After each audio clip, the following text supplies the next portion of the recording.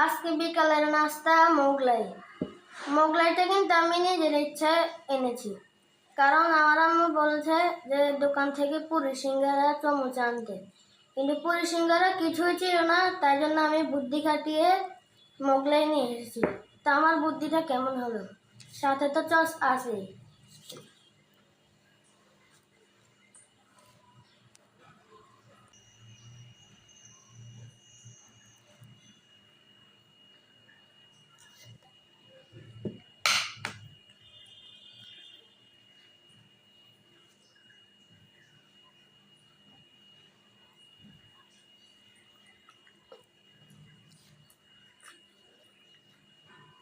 মোগলাইটা কিন্তু অনেক মজা হয়েছে, চস দিয়ে আরো অনেক মজা লাগবে।